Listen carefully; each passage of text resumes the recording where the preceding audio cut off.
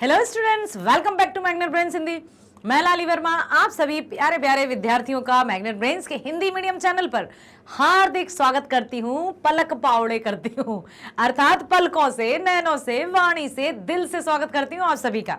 जी हाँ प्यारे विद्यार्थियों, हमने अपनी पाठ्य पुस्तक गोधुली भाग 1 का काव्य खंड से पाठ 4 स्टार्ट कर दिया है। लिखा है कविवर हरिऔध जी द्वारा, नाम है पलक पावड़े। सुना, देखा, समझा प्रथम वीडियो जिसमें व्याख्या और कवि परिचय था। पलक पावड़े क्या है? पलक पावड़े कविता में कवि ने क्या दिखाया है, क्या बताया है, क्या समझाने का प्रयास किया है, चलिए मैं बता देती हूं एक बार ताकि आपको क्लिक कर जाए। ठीक है, पलक पावड़े कविता में कवि हरिऔध जी ने किस तरह से भोर, भोर मीन सुबह, प्रातः काल, उषा काल, जब सूर्योदय होने वाला होता है, सूर्योदय से पूर्व चारों तरफ वातावरण कितना सुंदर, कितना सुनहरा लगता है, क्योंकि सूर्य की जो किरणें हैं वो आने वाली किरणें के कारण आकाश में पूरी तरह से लाली छा जाती है लालिमा छा जाती है। ठीक है, संपूर्ण वातावरण इतना मनोहारी लगता है कि बस देखते ही रहो। चिड़ियां चहकती हैं, पक्षियों का कलरव होता है, और क्या होता है, बिल्कुल सुंदर सुंदर से फूल खिलते हैं, खिलने लगते हैं, पत्ते रंग बिरंगे, कहीं हरे, कहीं लाल, कहीं पीले, तरह तरह के पत्ते अपनी छोटी छोटी से मंद मंद सी हवा चलती है उसमें हिलने लगते हैं। और ओस के कण, ओस तो सबने देखी होगी, ओस के कण पत्तों पर जो दूब रहती है, घास रहती है, उस पर ऐसे लगते हैं मानो मोती बिखेर दिए हों प्रकृति में। प्राकृतिक सौंदर्य का मनोहारी वर्णन किया है कवि ने। वसंत ऋतु का वर्णन किया है कवि ने कि वसंत ऋतु, जो वसंत ऋतु आपने निबंध भी लिखे होंगे प्रीवियस क्लासेस में, वसंत ऋतु समझते हैं ना। फागुन, हिंदी महीनों के अनुसार फागुन मास में वसंत ऋतु का त्यौहार आता है, और फागुन मास की पूर्णिमा को होलिका दहन भी किया जाता है, होली का त्यौहार भी मनाया जाता है। तो यहाँ पर कवि ने इस पाठ में, इस कविता में प्राकृतिक सौंदर्य का वर्णन किया है, उसके मनोहारी रूप का वर्णन किया है, और साथ ही साथ प्रत्यक्ष रूप से तो प्रकृति का वर्णन किया है। वहीं परोक्ष, परोक्ष मतलब प्रत्यक्ष मींस डायरेक्ट रूप से, परोक्ष मींस इनडायरेक्ट रूप से। ठीक है, परोक्ष रूप से भारतीयों के मन में आजादी, स्वतंत्रता की जो लहर जागी है उसका वर्णन किया है कि स्वतंत्रता की कामना से ही हर भारतीय के चेहरे खिल उठे हैं।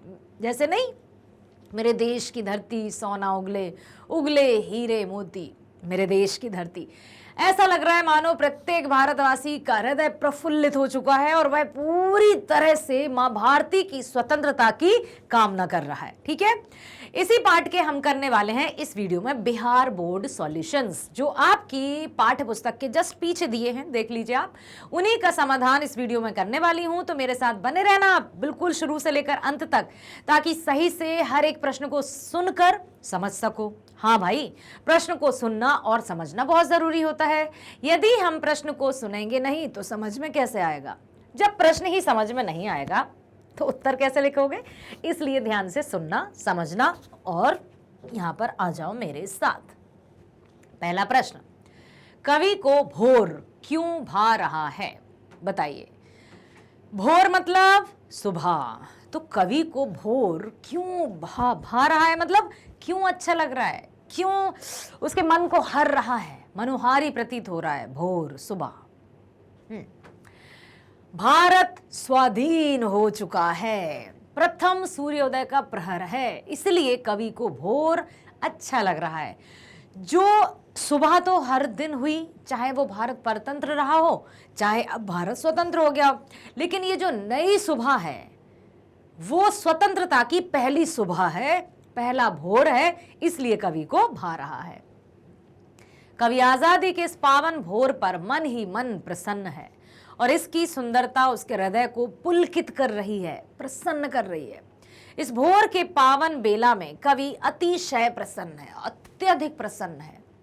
सारी जनता प्रसन्नता का अनुभव कर रही है। सारा राष्ट्र आज चिर प्रसन्न होकर आनंदमय सुहावन भोर के अवसर पर अपने आप को धन्य धान्य मान रहा है, धन्य धन्य मान, कृतकृत्य हो गया कि चलिए आखिर कई सदियों बाद ही सही आज हमने स्वतंत्रता की हाँ, सांस तो ली।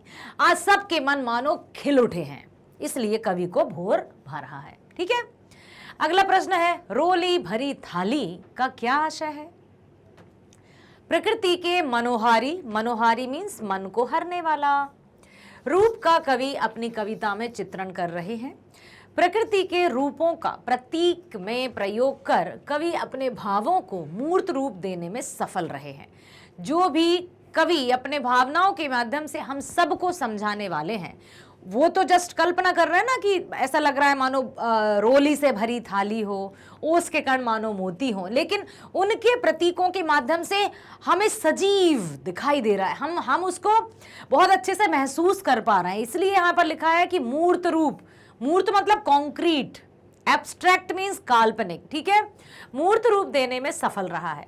जब प्रातः काल में सूरज पूरब दिशा में उगता है तब आकाश लालिमामय हो जाता है, लालिमा छा जाती है चारों तरफ, और प्रतीत होता है कि आकाश रूपी थाली में रोली भरा हुआ। रोली भी लाल, रंग गुलाल, रोली, होली खेलें रघुवीरा, अवध में होली खेलें रघुवीरा, सुना है ना आपने?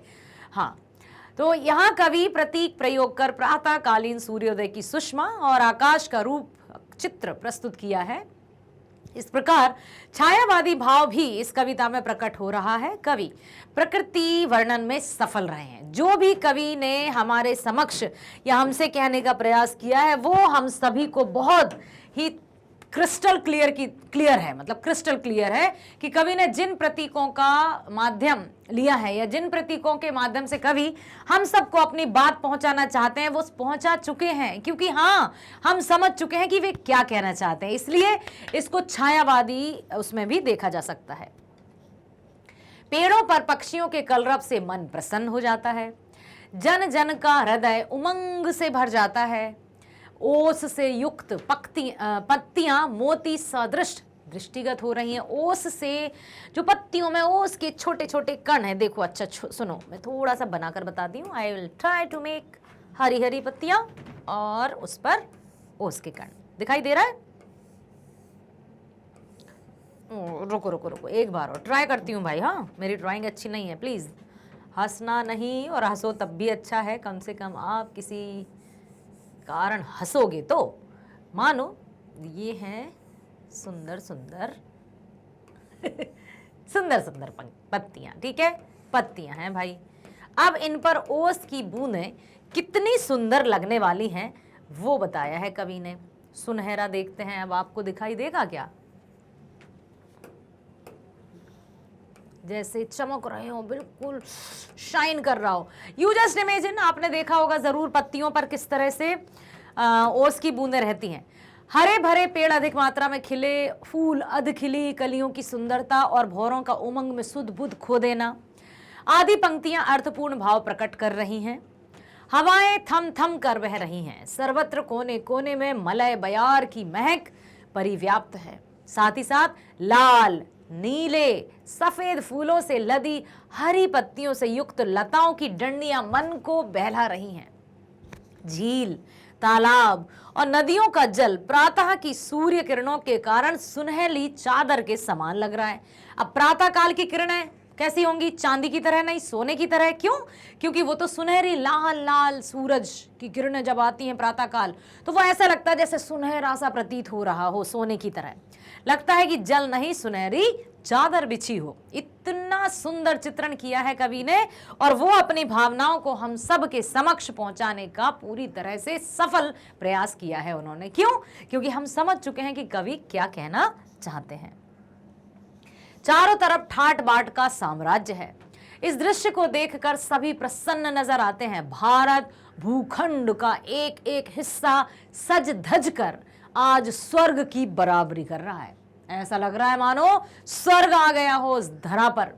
कवि इस चहल पहल से अपनी अनभिज्ञता प्रकट करते हुए स्वयं से प्रश्न पूछते हैं कि आज सबके दिल में कैसी चाह बढ़ गई है।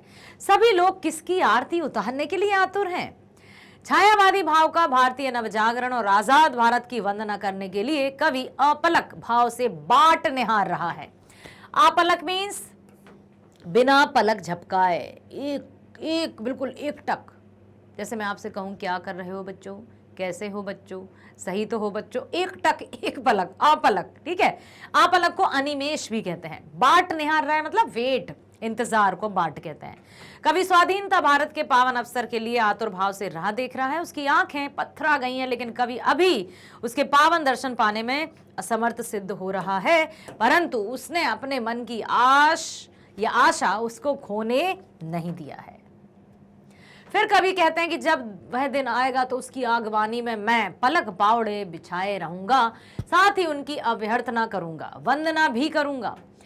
यानी आजाद भारत की वंदना अभ्यर्थना के लिए कवि का हृदय व्यग्र है, बेचैन है, आतुर है। वह नए विहार का इंतजार कर रहा है, नवजागरण का मंत्र फूंकना चाहता है। वह नए सूरज की वंदना के लिए राह में पलक भाव से खड़ा हुआ है, पलकों को बिछाकर खड़ा है कि कब वो सवेरा आएगा और कब मुझे स्वतंत्रता की देवी के दर्शन होंगे। इसलिए वो एक टक पलक अनिमेष उनकी राह में खड़े हुए हैं। समझ आया? Very good. चलते हैं अगले प्रश्न की ओर। हवा के कौन कौन से कार्य व्यापार कविता में बताए गए हैं? कौन कौन से कार्य व्यापार भाई? हवा के कार्य कौन कौन से हैं जो कि कविता में बताए गए हैं? देखिए, पहले तो हमें यह बताना होगा कि कविता किसने लिखी है, कौन से पाठ से ली गई है, कविता का नाम क्या है। ये हमारा कर्तव्य होता है जब भी कविता से रिलेटेड कोई प्रश्न पूछा जाए। तो प्रस्तुत काव्य पाठ में महाकवि हरिऔध ने हवा के माध्यम से अनेक कार्य व्यापार को पूर्ण करने का वर्णन किया है। हवा के कार्य और व्यापार देखते हैं भाई। हवाएं मंद मंद गति से बह रही हैं, मंद मंद गति से बह रही हैं। वे जहां तहां थमते हुए यानी रुक रुक कर बहती हैं। कहीं ठंडी हवा, तेज हवा का झोंका आया तो कहीं फिर मंद मंद गति से बहने लगी। हवा सर्वत्र कोने कोने में परिव्याप्त है। हवा अपनी महक से यानी सुवास से सारे वातावरण को खुशनुमा बना रही है। खुशनुमा, सुबास, सुगंध अच्छी, क्योंकि चारों तरफ क्या है? रंग बिरंगे खुशबूदार जो फूल हैं वो खिल चुके हैं। फूल भी फूले नहीं समा रहे हैं प्रकृति में। इतना सुंदर वर्णन जो किया है। इस प्रकार कवि ने हवा के कार्य व्यापार को कई रूपों में चित्रित करते हुए अपनी काव्य प्रतिभा का सुंदर परिचय दिया है कि हवा रुक रुक कर चलती है, फूलों में तरह तरह की जो सुगंध है उसको बिखेर रही है। समझ आया? आइए चलते हैं अगले प्रश्न पर। सुनहरी चादरें कहाँ बिछी हुई हैं और क्यों? पहले तो मुझे आप ये बताओ कि सुनहरी चादर कवि ने किसको कहा है? कोई बता सकता है? रश्मि, आई थिंक रश्मि है ना, रश्मि, हाँ ओके। और सुनहरी चादर, जब सूर्योदय होता है प्रातःकाल, जो आकाश है वो चारों तरफ लाल लाल सा छा जाता है। सूरज के चारों तरफ आकाश में लाली छा जाती है और ऐसा लगता है मानो जो किरणें हैं किस पर पड़ रही हैं? जल पर, समुद्र पर। तो वो ऐसा लगता है मानो सुनहरी सुनहरी सोने के समान चमकने वाली चादर बिछी हो। तो प्रश्न यही है कि सुनहरी चादरें कहाँ बिछी हुई हैं और क्यों? देखो, प्रस्तुत काव्य पाठ में कवि ने प्राकृतिक सौंदर्य का सुंदर चित्रण किया है। अपनी काव्य प्रतिभा का परिचय देते हुए कवि ने प्रकृति के विभिन्न रूपों का सही चित्रण किया है। बिल्कुल एकदम सही, वास्तव में एकदम रियलिटी के साथ उन्होंने चित्रण किया है। झील, तालाब और नदियों में, किस किस में? झील, तालाब और नदियों में प्रातःकालीन सूर्य की किरणें जब जल पर पड़ती हैं तब जल का स्वरूप और सौंदर्य स्वतः ही बदल जाता है। क्योंकि पानी तो कैसा रहता है? रंगहीन, उसका अपना कोई रंग तो है नहीं। अब जब सूर्य की किरणें, प्रातःकाल सूर्य की किरणें पानी पर पड़ती हैं तो उसका रंग बदल जाता है। इस प्रकार कवि ने अपनी सुंदर काव्य पंक्तियों में प्रकृति का चित्र प्रस्तुत किया है। उस समय सूर्य किरणों के कारण जल का रूप सुनहला दिखाई देता है, सुनहरा, सोने की तरह, और लगता है कि झील, तालाब और नदियों में जल ही जल नहीं बल्कि सुनहरी चादर बिछी हुई हो। जल ने सुनहली चादर का रूप धारण कर लिया हो। ठीक है, इसलिए कहा है। समझ आ रहा है? अगले प्रश्न पर चलें। ओके, प्रकृति स्वर्ग की बराबरी कैसे करती है? प्रकृति ने स्वर्ग की बराबरी कर ली। क्यों भाई स्वर्ग को इतना सुंदर क्यों माना जाता है? स्वर्ग में क्या है, कौन बताएगा? अब ये तो हम कह नहीं सकते कि कोई स्वर्ग से आकर हमें बताए। तो स्वर्ग मतलब जब भी देखो स्वर्ग से सुंदर, अरे स्वर्ग सा, स्वर्ग में जाना है, नरक में नहीं जाना है, ऐसी बात है। लेकिन आखिर स्वर्ग कितना सुंदर है, क्या है स्वर्ग में? प्रश्न आया कि प्रकृति स्वर्ग की बराबरी कैसे कर रही है, जबकि प्रकृति तो ये तो भूलोक है, ये तो मृत्युलोक है, इसमें स्वर्ग कहां से होगा? तो स्वर्ग में हर सुख सुविधा और सुंदरता होती है। तो जहां पर जैसे हमारे भारत का स्वर्ग किसको कहा जाता है? कश्मीर को। यस, ठीक है, वहां की सुंदरता ये सब देखकर स्वर्ग कहा जाता है। अब स्वर्ग में सारी सुंदरता, सारे खुशी, आराम, सुंदरता सब कुछ होती है। तो अब धरती पर स्वर्ग क्यों कहा? प्रस्तुत काव्य पाठ में महाकवि हरिऔध जी ने प्रकृति चित्रण द्वारा धरती के रूप सौंदर्य को बढ़ाकर स्वर्ग के सदृश तुलना कर दी है। रूप सौंदर्य को वसंत ऋतु का मौसम है, प्रकृति बहुत सुंदर है, चारों तरफ हरियाली है, रंग बिरंगे फूल हैं, ऐसा लग रहा है मानो प्रकृति ने साक्षात माँ देवी का, माँ लक्ष्मी का रूप धारण कर लिया हो। तो ऐसा लग रहा है मानो प्रकृति सुंदर, स्वर्ग से भी सुंदर हो गई हो। धरती पर चारों तरफ हरियाली व्याप्त है, फूलों से लदकर हरी भरी पत्तियों से युक्त लताएं धरती की सुषमा को और बढ़ा रही हैं। झील, तालाब, नदियों का जल सुनहरी चादर का रूप धारण कर लिया है उसने। चारों तरफ प्रकृति की निराली छटा में श्री वृद्धि हो गई है। श्री वृद्धि, श्री किसे कहते हैं? माँ लक्ष्मी का दूसरा नाम, माँ लक्ष्मी का पर्याय है श्री। चारों तरफ प्राकृतिक सुषमा के बीच जन समुदाय ठाट बाट का अनुभव कर रहा है। जब माहौल चारों तरफ बहुत अच्छा होता है, अपने आप हमें आत्मविश्वास आता है। जब कहते हैं ना, जब कहीं जैसे कुछ तबीयत सी खराब हो तो अपने आप को थोड़ा सा अच्छे गेटअप में कर लेना चाहिए। सुन लो, अच्छी बात बता रही हूँ। जब कभी हमारा मन अच्छा ना हो, थोड़ा थोड़ा ऐसा लग रहा हो कि लीजी कीजी से लग रहा है, थोड़ा बीमार सा, तो अपने आप को थोड़े अच्छे अच्छे कपड़े वपड़े पहन लो, थोड़ा अच्छे से परफेक्ट रखो, फिर आ जाओ आईने के सामने, अपने आप में हम कॉन्फिडेंट फील महसूस बिल्कुल करते हैं, फील है ना। तो इसी प्रकार से जब माहौल चारों तरफ बहुत अच्छा होता है तो यहाँ पर ऐसा लगता है मानो कि बस हम ही हम हैं, दूसरा कोई नहीं। चारों तरफ प्राकृतिक सुषमा के बीच जन समुदाय ठाट बाट का अनुभव कर रहा है। यह भारत भूखंड सज धज कर स्वर्ग की बराबरी कर रहा है। उसी प्रकार भारत की धरती स्वर्ग से भी बढ़कर है। चारों तरफ प्राकृतिक सुषमा से जल थल मनोहारी रूप को धारण कर लिया है, सबके मन को भाता है और अच्छा लगता है। इसलिए कवि ने कहा है कि प्रकृति स्वर्ग की बराबरी कर रही है। क्लियर है? Any doubt?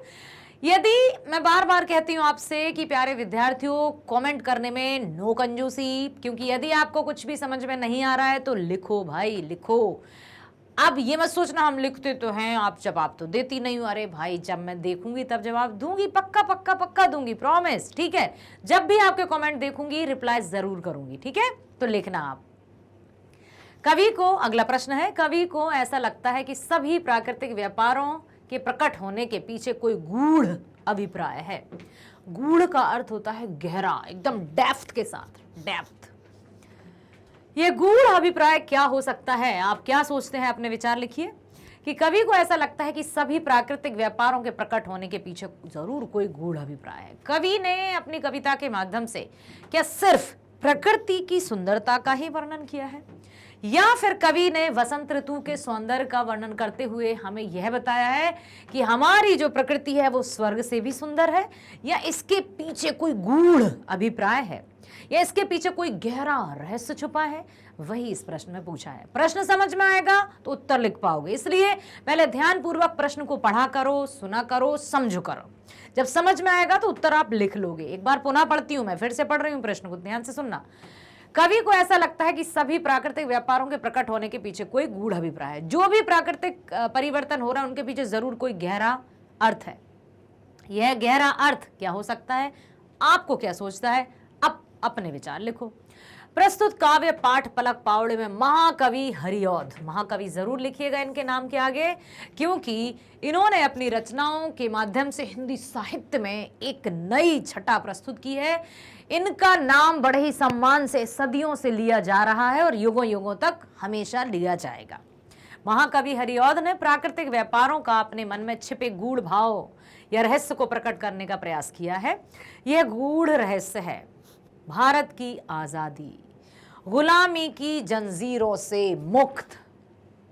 भारत के प्रथम सूर्योदय पर कवि ने इस कविता की रचना करते हुए प्राकृतिक सुषमा को सूक्ष्म रूप में प्रकट किया है। कवि का हृदय अत्यंत ही प्रसन्न है। वह प्रथम आजादी के प्रथम प्रहर पर स्वयं का प्रसन्नचित मानव के रूप में चित्रण करते हुए प्रश्नों की झड़ी लगा देता है। प्रथम सुबह, आजादी की प्रथम सुबह 15 अगस्त सन 1947। याद है आपको, कवि की मृत्यु भी 15 अगस्त सन 1947 में हुई थी, परंतु उन्होंने आजादी की सुबह देखी। उसी का अनुभव इस कविता में उन्होंने किया है। धन्य है कवि हरिऔध जी, जिन्होंने अपनी रचना के माध्यम से हम सबको एक नई दिशा प्रदान की। सो मेरे प्यारे विद्यार्थियों, प्रत्येक कार्य को जब हम पूरे समर्पण भाव के साथ करते हैं तो सफलता हमें मिलती ही है। देर से ही सही, पर मिलेगी जरूर। इसलिए थकना मना है। कभी नहीं थकना है, कभी नहीं रुकना है, कभी पीछे नहीं मुड़ना है। आ रही हैं बाधाएं, आने दीजिए। कब तक आएंगी? वो भी हार कर चली जाएंगी। बस हम अपनी हिम्मत को, अपने साहस को सदैव जिंदा रखेंगे, ये आप प्रॉमिस करो। किसी भी तरह की परिस्थितियों से आप कभी हार नहीं मानोगे। कुछ भी डाउट हो कमेंट में लिखिएगा, मैं उसका उत्तर जरूर दूंगी। तो यहां पर कविता में यही कहा है कि उन्होंने भारत की आजादी गुलामी की जंजीरों से मुक्त भारत का किया है। प्रथम सूर्योदय कवि ने रचना की और उस स्वरूप को प्रकट किया है। कवि का हृदय अत्यंत प्रसन्न है और रचना की उन्होंने।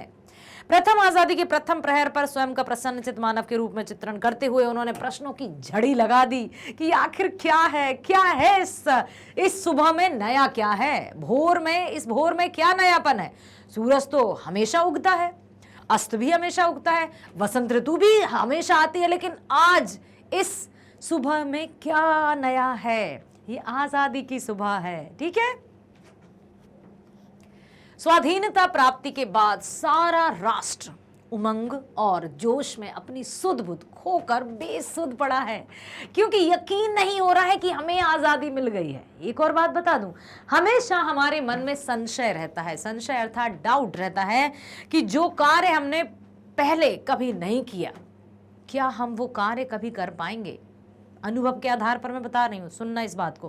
बिल्कुल कर पाएंगे। हम अक्सर जो हमें सफलता नहीं मिली या जो कार्य हम नहीं कर पाया, जो हमने कभी नहीं किया, हमें क्या लगता है कि हम वो कभी कर भी नहीं पाएंगे, ऐसा लगता है। लेकिन थोड़ा सा अपने मन को विराट करो, अर्थात मस्तिष्क को खोलो, सोचो, उस परमपिता परमेश्वर पर भरोसा रखते हुए, अपनी मेहनत पर भरोसा रखते हुए उस कार्य को करो। ऐसा नहीं है कि जो कार्य हमने कभी नहीं किया है वो कार्य हम कभी कर भी नहीं पाएंगे। अवश्य कर पाएंगे, बशर्ते कि हम में वो चाह हो, वो ललक हो, वो जुनून हो, वो जिद हो। और जो जुनून और जिद के बलबूते पर काम करने की ठान लेते हैं, उनका कार्य अवश्य होता है।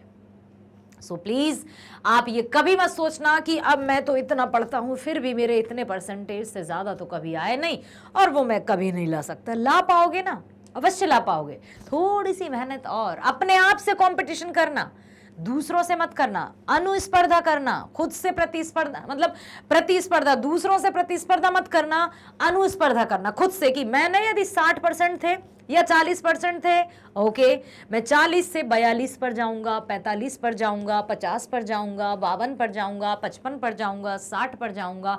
और एक और बात मैं बता दूं ना, यदि परसेंटेज आपके कम भी आते हैं, यदि आपने इससे पहले कुछ अच्छे परसेंटेज प्राप्त नहीं किए हैं, तो आप ये कदापि मत सोचना कि अब मैं कभी अच्छे परसेंटेज नहीं ला पाऊंगा, क्योंकि मैं मेहनत तो करता हूं लेकिन कभी कर ही नहीं पाता। ला पाओगे ना, मैं कह रही हूं ना, करो तो खुद पर भरोसा। आप में है वो शक्ति, बस खुद को पहचानो, खुद को जानो, फिर देखो आप कैसे नहीं कर सकते हो।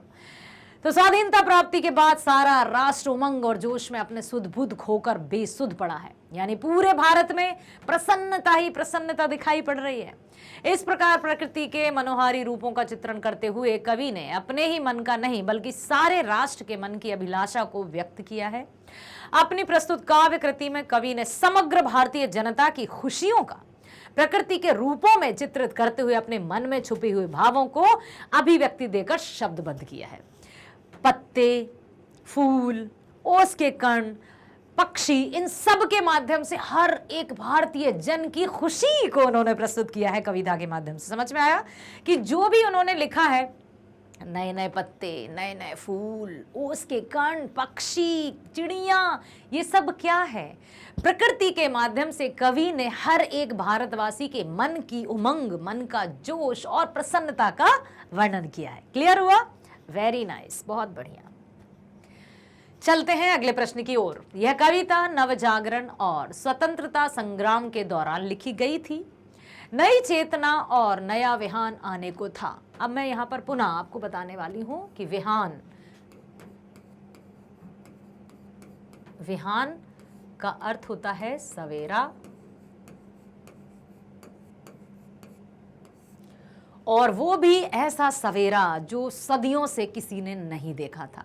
हाँ बिल्कुल, बेशक सूर्योदय हुआ, सूर्यास्त हुआ, चिड़िया भी चहकी, वसंत ऋतु भी आई, फूल भी खिले, तालाब भी अपने अपने मतलब हर तरफ से सूर्योदय के समय लालिमा छाई रहती है, ये भी हुआ। लेकिन आज जो सुबह हुई वो एक नई जोश, एक नया तराना, एक नया मतलब एक नई प्रसन्नता, एक नई उमंग लेकर आई। क्यों? क्योंकि वो थी आज़ादी की पहली सुबह। समझ में आया? तो यह कविता नवजागरण और स्वतंत्रता संग्राम के दौरान लिखी गई थी। नई चेतना और नया विहान आने को था। इस कविता में उसकी कोई आहट है? बिल्कुल। अगर हाँ तो किस रूप में स्पष्ट कीजिए। ये जो कविता हमने पढ़ी पलक पावड़े, वो किस तरह से एक नए सवेरे की ओर संकेत करती है? किस तरह से कवि मतलब एक कैसे इस कविता में हमें पता चला कि एक नया सवेरा है? सवेरा तो पहले भी हुआ था, और भी कई कविताएं लिखी हैं जो सुबह पर हैं, जो प्रकृति पर हैं, जो वसंत ऋतु पर हैं। लेकिन इस कविता में कवि हरिऔध जी ने क्या कुछ ऐसा नया किया जिससे कि हमें ये कविता बिल्कुल आज़ादी से जोड़ती है? क्या इस कविता में उसकी कोई आहट है? नए सवेरे की कोई झलक हमें दिखाई दी? ये हमें बताना है। अगर हाँ तो किस रूप में? बिल्कुल। प्रस्तुत कविता पलक पावड़े उत्तर प्रदेश राज्य के आजमगढ़ जिले की कवि अयोध्या सिंह उपाध्याय हरिऔध द्वारा रचित है। प्रस्तुत पद्यांश में कवि ने भारत की चाह की चर्चा, भारतवासी की स्वतंत्रता की आहट का आभास करते हुए कहा है। उन्होंने यही कहा है कि किस प्रकार से सूरज जब उदय होता है तो चारों तरफ लालिमा छा जाती है, नए नए फूल खिलने लगते हैं, कलियां भी और खिल जाती हैं, चिड़ियां चहकने लगती हैं, पक्षियों का कलरव गूंज उठता है। ऐसा लगता है मानो संपूर्ण प्रकृति ने एक नया रूप धारण कर लिया। श्री, श्री अर्थात लक्ष्मी।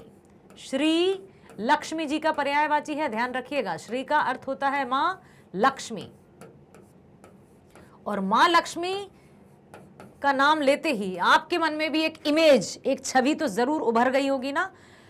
हाँ, एकदम सुसज्जित, बहुत सुंदर रूप सौंदर्य में अनुपम, जिनकी कोई तुलना नहीं की जा सकती। तो प्रकृति भी साक्षात माँ लक्ष्मी का रूप धारण किए हुए है। आखिर क्या नया था इस सुबह में? ये सुबह थी स्वतंत्रता की नई सुबह।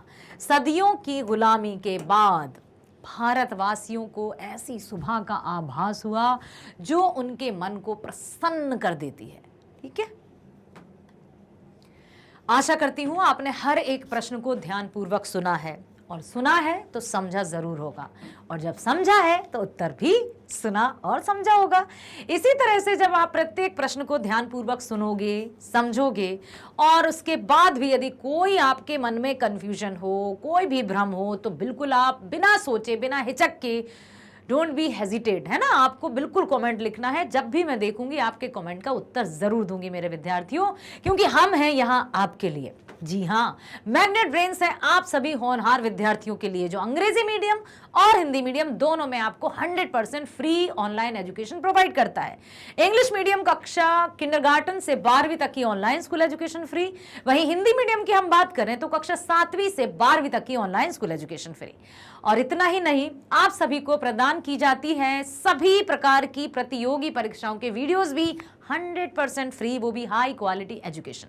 क्योंकि क्वालिटी के साथ नो समझौता, क्योंकि हमें पता है आप कर्मठ हैं, आप लगनशील हैं, आप होनहार विद्यार्थी हैं, आपने वो पहली सीढ़ी पर कदम रख दिया है जो आपको सफलता तक ले जाएगा।